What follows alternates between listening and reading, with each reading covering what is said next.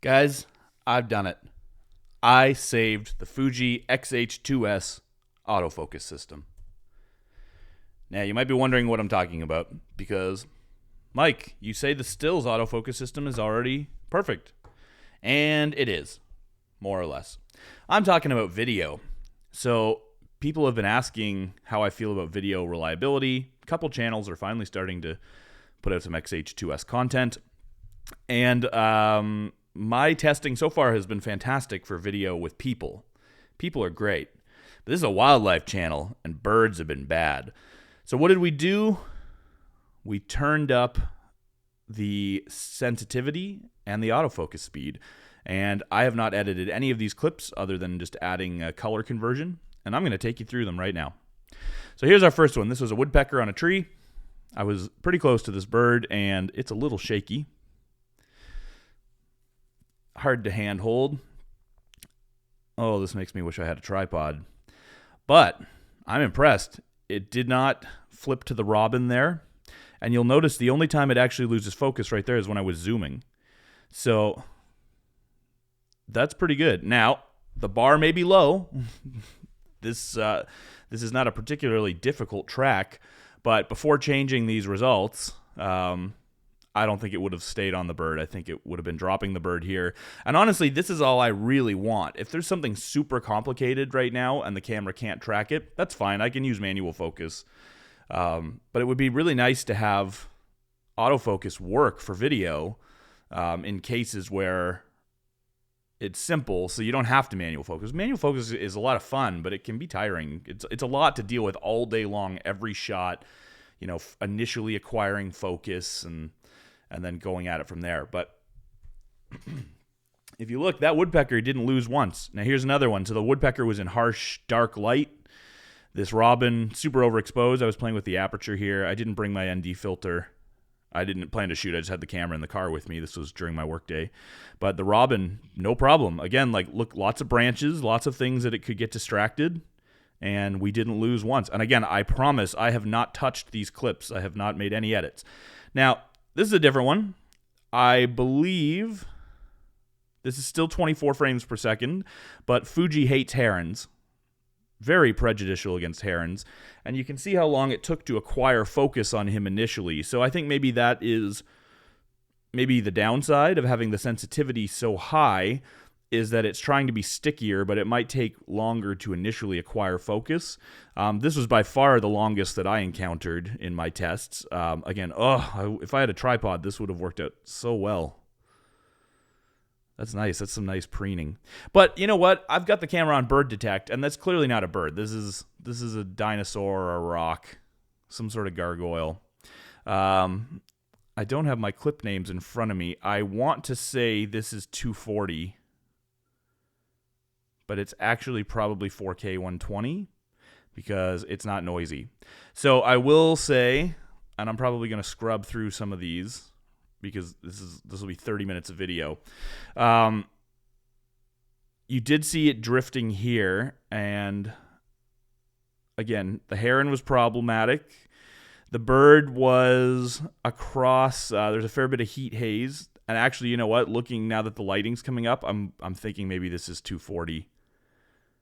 Because 240 is where I saw all the problems. So I saw lots of noise in the actual backgrounds, and sometimes even the bird. And it seemed to be that's where I was missing the most focus.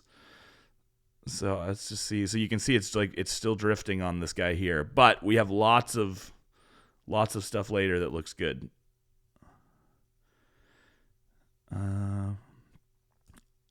Yeah, this guy was a weirdo. Now that looks like 240. You can kind of see some stuff going on here, and he's moving real slow. So 240 still seems to be a problem, and it doesn't look good. I have a few other tests that are obviously 240. 240 frames per second is what I'm talking about for anybody who's new to video. So that would be 1080p instead of 4K, and so it's lower resolution, but this camera so far has been really bad with 240. All the tests are showing super noisy, it's ugly.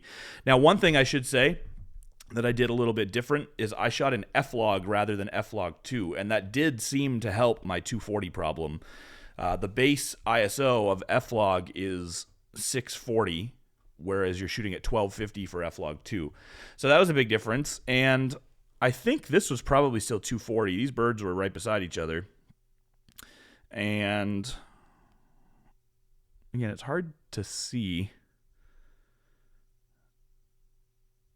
all of the file frames per second. It's not showing up properly on my computer for some reason, but we didn't have any problems with the goose tracking it. This was on Bird Detect. These are interesting birds. You can see the heat haze if you look, especially on those turtles. It's just like all that pumping is the heat haze. This was taken at 1 o'clock in the afternoon, high sun, just reflecting right off these birds. Back to our friend here. Now this is definitely 240, so maybe the last one was 120.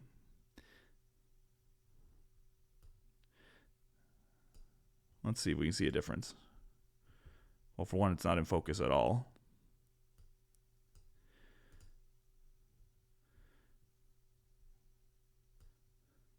Now, one of the things about 240 you got to remember is it looks like it's out of focus for that much longer, but remember this is 10 times slower. So if you were shooting 24 frames per second and it acquired focus, or if it drifts out of focus in 240, it's going to be out for 10 times longer to your eye because that's how long it missed the shot. So here, and again, there was a lot of heat haze here, like here. I don't know how much of that is he's out of focus versus I'm shooting across this lake, you know. That was definitely a drift. So there's a bit of a mix there. Like you're getting bad image quality from the sun, but also it's missing focus. And also 240 just still sucks. I think I have a 240 clip later that looks decent without as much lighting. Here's our goose again. That must have been 120 before because I wouldn't have changed resolution back to back so quickly. So the 120 on the goose looked perfect. Here you can see, okay, so here on the 240 you can see the goose, it's losing him.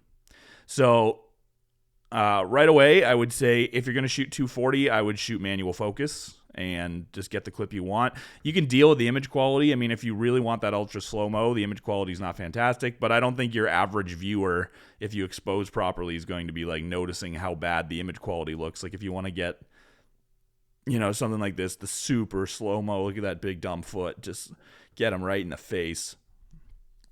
If you want that, you want this little bug flying around, you want all that stuff, whatever that is. Feathers from, oh, look at that. It's like a floating bokeh ball.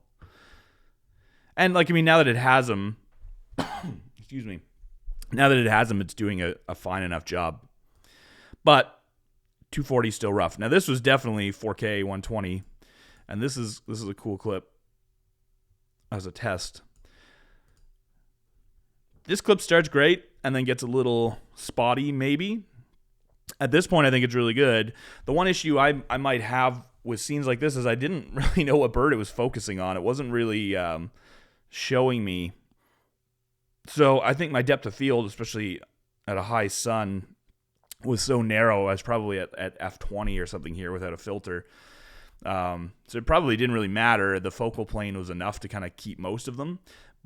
And this is definitely 4K 120. It's very crisp. It's looking really good. But as they start to move, so when you get out here, I zoomed in. Let's leave it after I zoom in. So at this point, I mean, it's not bad. It's not terrible. It's not like pulsing and drifting, but I'm kind of, again, there is a lot of heat haze here, which is definitely hurting the overall image quality. I don't think the camera screwed up here. I guess what I'm trying to say is if I wanted this goose or one of the other geese, I don't know how I would determine that. So if there's a better way, I don't know if that's a tap to focus thing or again, that's where manual focus would give you some precision. I don't know why I shot these turtles again. I think I was just excited about turtles. I don't know what this guy's doing. He's like the king hog up here. He's big.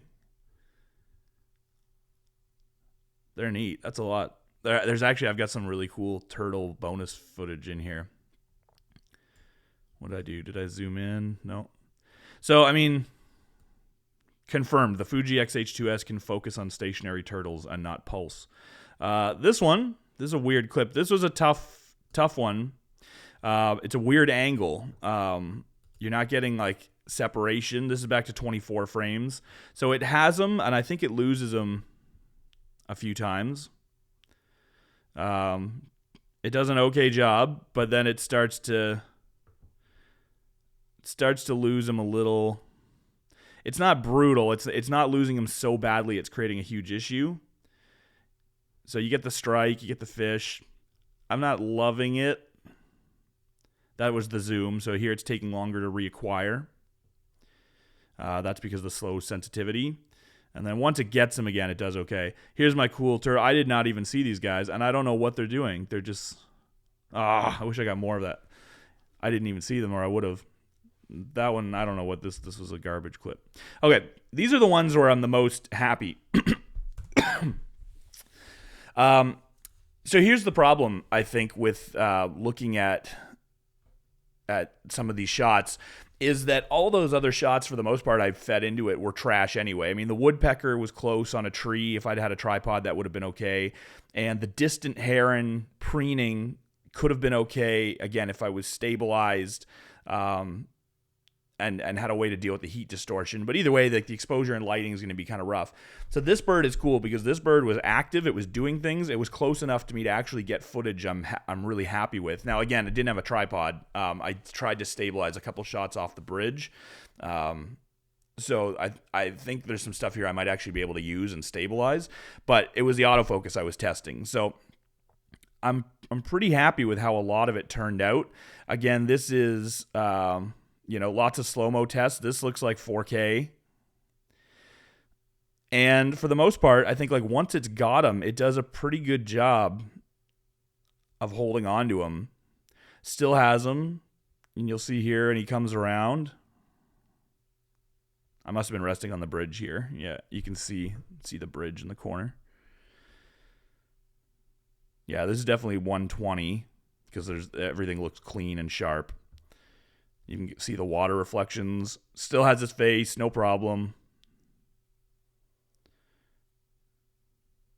Looking good. Looking good. Bam! Oh, yeah. That's a nice strike. That's one of my favorite heron strikes, and that was all autofocus. Oh, no. Not safe for work. Fish death. Fish death. Eat it. Oh, yeah. Nature medal. Oh, got him. Got him. No problems. So you see, the autofocus didn't waver 1 second there. Now, excuse me. I don't know why I'm so coffee these last couple weeks. One thing you have to factor in about all this stuff is that with the tracking sensitivity turned up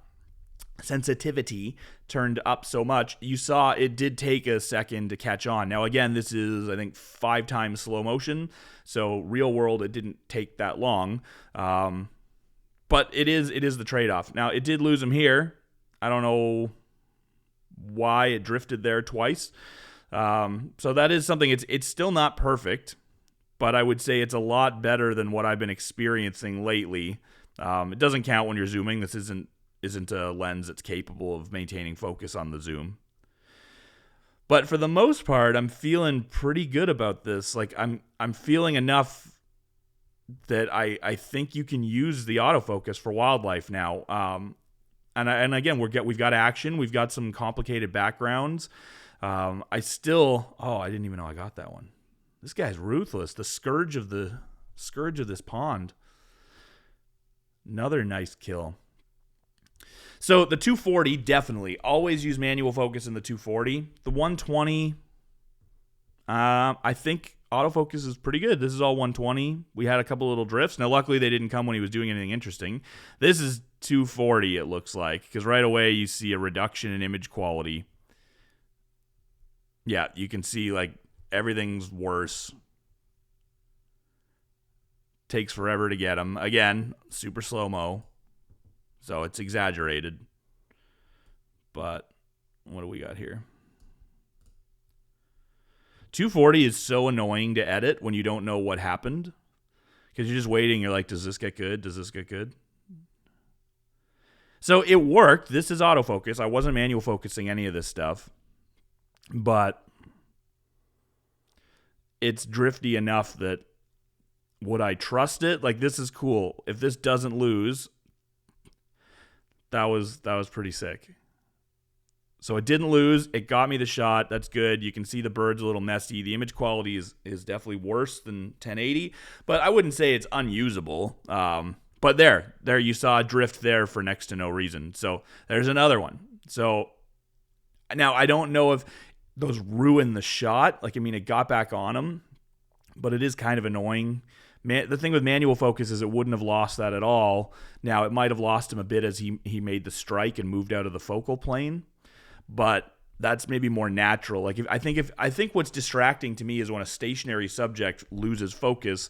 As a viewer, you don't really understand why. If he loses focus because he moves, it seems a little more natural, especially if he moves and then comes back into the frame to where he was. So 240, I'm not feeling. Here's another one. I'm not feeling super hot on 240 frames per second autofocus.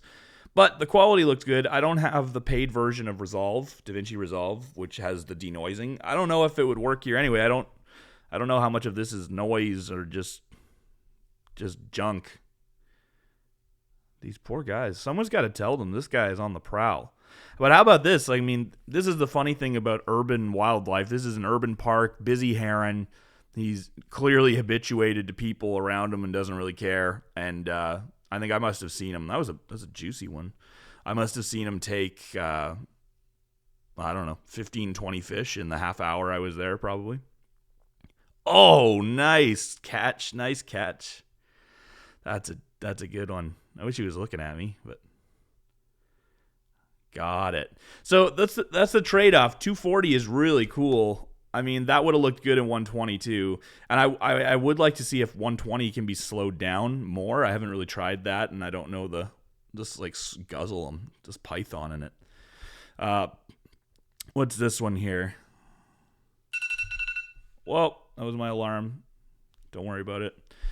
Well, we're out of focus, so it makes me think it's 240 again, but I think it's actually 4K. I think we're at 4K. That was nice on the eyelid. Maybe this is 240. No, this is 4K. This is definitely 4K. You can see another. I'm not going to pronounce it. Nictitating? I don't know. That funny little eyelid that birds have. But here we go. So the quality of the footage, this is great. I mean, I think it looks really nice. This is F-Log 1, just color adjusted DaVinci to Rec 709. I didn't grade it at all. And you can see there's foreground here too. You can see like this, I'm shooting through some branches, so that may have tricked it up a little bit. I'm really liking the lighting there. Herons are cool because they keep their head stationary and then their body moves. So they'll move their head and put their head in the position that they want it to be, and then they hold their head perfectly still and their body catches up, which is pretty metal. We're not going to watch him for too long. I don't know what he does. He steps. He does nothing. He moves. Does he strike? He's got to strike. He must see something if he's being such a goof here. A lot of foreground in the way here.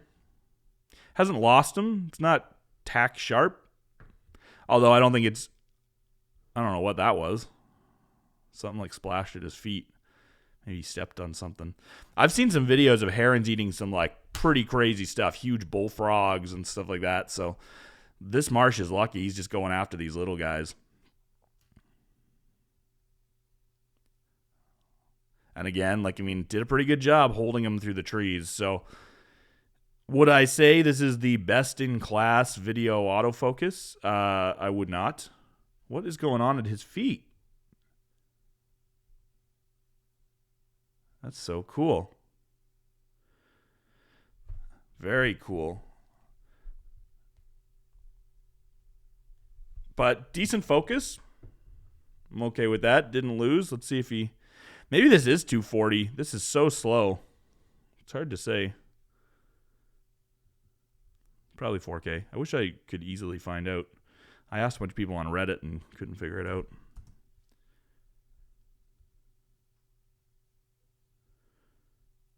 What do we got here? Another slow-mo clip.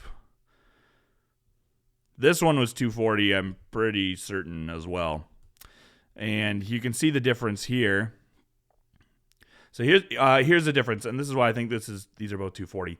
So this I was shooting in F-Log, and then I adjusted it. These last two clips, I just hit the auto record button, and I didn't realize this would just do it to a film simulation.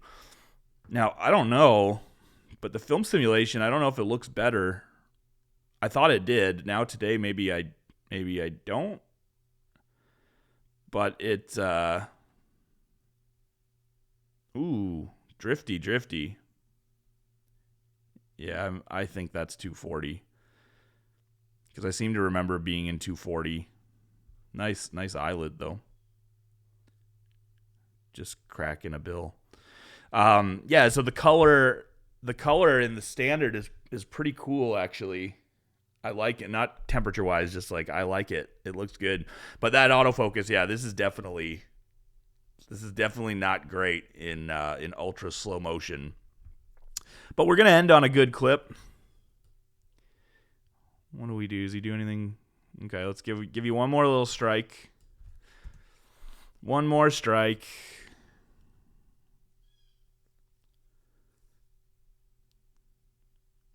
Wham! Oh, we got him.